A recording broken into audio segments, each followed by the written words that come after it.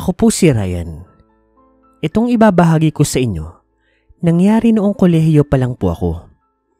Tungkol ito sa karanasan namin ng mga kaibigan ko noong mag-camping kami sa isang masukal na kagubatan diyan sa may Antipolo.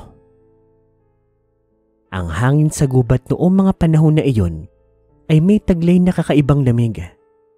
Habang nilalakad namin ang makitid na daan papunta sa lugar na napili namin pagkampingan, ay hindi ko maiwasang pansinin ang paligid na para bang masyadong balot ng katahimikan. Ang mga puno naman ay para bang may sariling presensyang itinatago sa likod ng mga iyon. Mga presensyang pakiramdam ko ay pinagmamasdan ng mga galaw namin. Ang kasama ko noong mga panahon na iyon ay ang mga kaibigan ko. Sila Victor, Agustin at Leon. At habang naglalakad kami ng mga oras na iyon, talagang walang kumikibo sa amin. Marahil ay dulot na rin ng kakaibang atmosfera at hiwaga ng kagubatan na iyon. Hindi nagtagal, tumigil kami sa isang parte ng gubat na iyon.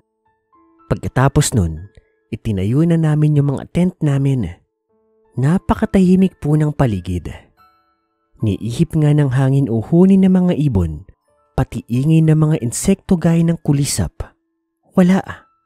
Ang buong kagubatan ay para bang naparalisa at ang kakaibang katahimikan na iyon ay parang nagsisilbing babala na nagsasabing dapat hindi kami nagpunta sa lugar na iyon.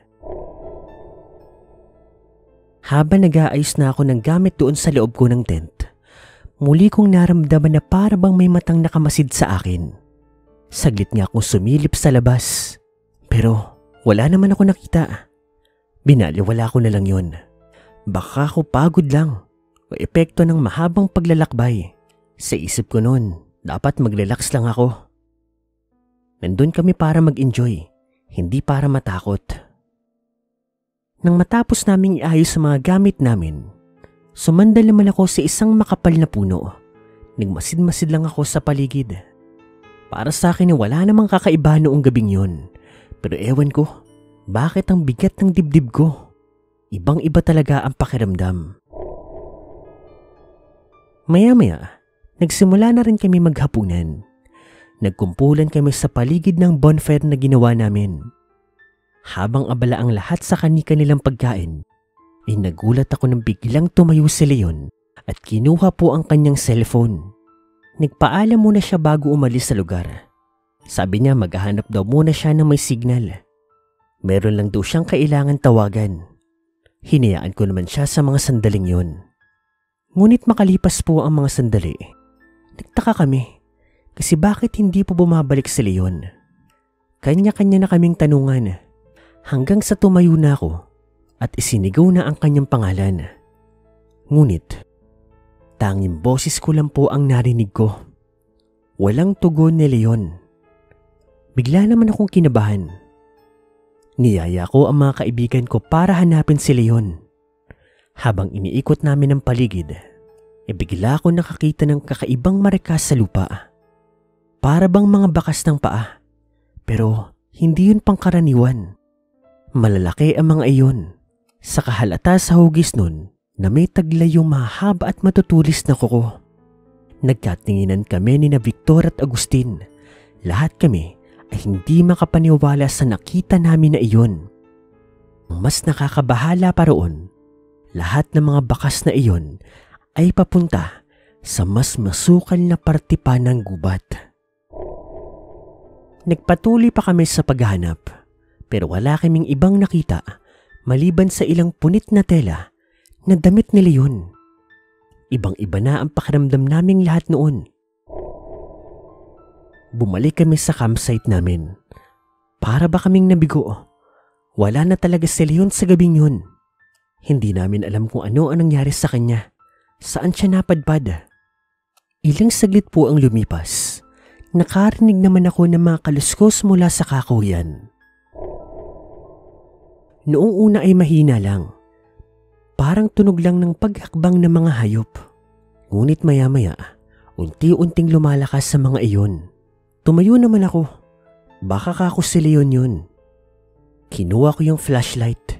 saka itinutok doon sa direksyon na pinanggagalingan ng ingay. Ngunit wala naman ako nakita.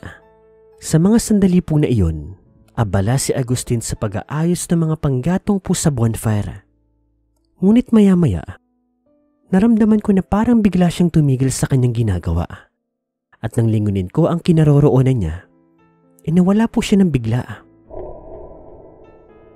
Naiwan lang po ang kanyang flashlight na nasa may sahig.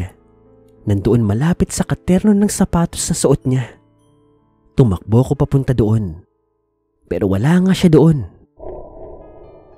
Ryan, anong nangyayari? Nawala na rin si Agustin.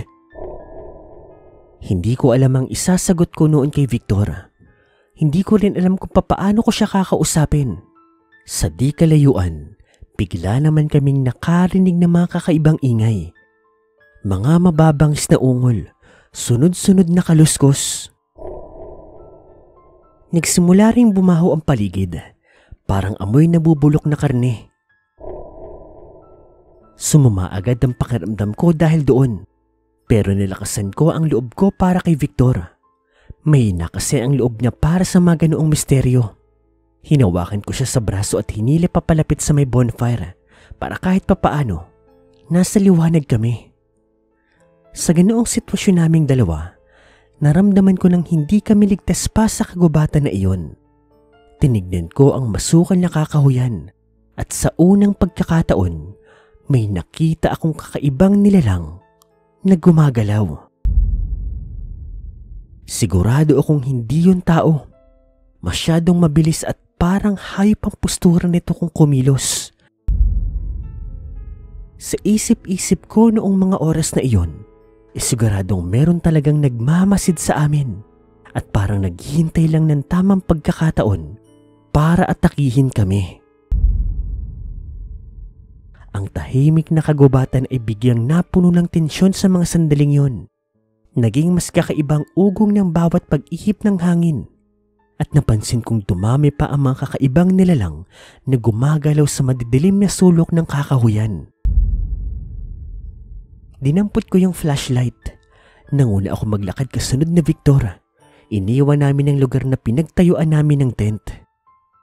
Habang naglalakad, napansin ko ulit yung kakaibang mga marka sa lupa. Pero bukod sa mga marka ng paa, may mga nakita na rin kaming nagkalat na dugo at mga punit na laman na nagkalat doon sa may damuhan. At kung anong laman, hindi namin malaman kung nanggaling ba sa tao o sa hayop. Takot na kami sa mga sandaling yun. Pero nagpatuloy pa rin kami sa paglalakad. Hanggang sa maya-maya, meron kami nakitang isang kubo. Dahan-dahan kaming lumapit sa nakita naming kubo. Pagpasok namin sa loob, nakakita kami ng mga kakaibang bagay, mga balaraw, mga lumang gamit na parang pangritual. Isang altar na may nakapatong na tila mga piraso ng buto at balat. Marami pang iba. Doon sa likod ng altar, meron ako nakitang mga salita na nasa ibang lingwahe at alpabeto. Nagpatuloy naman kami sa pag-iikot doon sa loob ng kubo at napansin ko na may malaking balumbo ng mga tela sa isang sulok. Nang ilawan ko iyon, lumantad ang terterang sariwang laman. Sa bandang unahan naman noon, naroon ang mga damit na Leon at Agustin. Sira-sira ang mga ito. May bahay din po ng dugo. Napaatras ako na makita ang mga iyon. Nanginginig ang aking mga kamay. Maya-maya, bigla kaming nakarinig na mabangis na pag-angil. Dahan-dahan akong lumapit doon. Si Victor naman ay nakasunod pa rin sa akin. Pagbukas ko ng pinto, napunta ito sa likod ng kubo at natagpuan namin doon ang isang hukay na punong-puno ng mga buto na halatang galing sa mga tao dahil sa hugis pa lang ng bungo nito, alam ko ng mga tao yun. Sa puntong yun, napagtanto ko na totoo nga pala ang bilin sa amin ng mga matatanda. Pinagbawalan kasi kami ng ilang residente roon na magpatuloy sa binabalak namin pagkakamping. Di umano, May isang parte daw doon sa kagubatan na iyon pugad na mga aswang o sa madaling sabi, baryo ng mga aswang. Ang mga nilalang na kanina pa namin napapansing kumikilos sa madilim na sulok ng gubat ay muli na namang nagsikilos. Nakita kong itsura ng isa sa kanila. Para yung aso na puno ng napakaitim na balahibo sa katawan. Mapupula din ang mga mata nito. At sa bibig nito, nakalitaw ang mahaba at matutulis na ngipin. Naramdaman ko na lang na hinila na ako ni Victor. Hindi na kami nag-alinlangan pa. Tumakbo na kami papalayo mula sa kubong yun. Pero habang tumatakbo kami sa gabing yun, napansin ko agad na parang hinahabol na nga kami ng mga aswang. Hindi naman kami tumigil ni Victor sa pagtakbo. Mabuti na nga lang po, ilang sandali na lamang, ay napansin kong sisikat na ang araw. Ganoon na pala kami katagal naglalakbay sa kagubatan na iyon. At hindi nga po nagtagal, napansin kong nawala na rin po yung mga aswang na humahabol sa amin. Sakto naman po, meron kami nakasalubong ng mga mangangaso. Humingi kami ng tulong sa kanila. Sinabi namin ang nangyari at sila ang tumulong sa amin para makalabas sa kagubatan na iyon. Makalipas po ang ilang araw, natagpuan din po ng mga rescuer yung natitirang labi ni Leon pati ni Agustin. Grabe ang sinapit ng dalawa. Hiwa-hiwalay po ang katawan nila sa iba't ibang panig po ng kagubatan. Hindi namin malimot-limutan ang karanasan na iyon. Maski nga ang mga pamilya nina Leon at Agustin, kami rin ang sinisisi. Pero aminado rin naman kami. Nakasalanan namin ang nangyari sa kanila dahil masyado kaming makukulit kahit binawalan na kaming magpatuloy doon. At hindi rin naman sila nagkulang sa amin sa pagbabanta sa mga aswang. Nagpatuloy pa rin kami. Anyway, hanggang dito na lang po ang kwento na ito. Ingat kayo sa pagkakamping dyan sa may Antipolo. Baka kasi nandyan pa yung baryo ng mga aswang.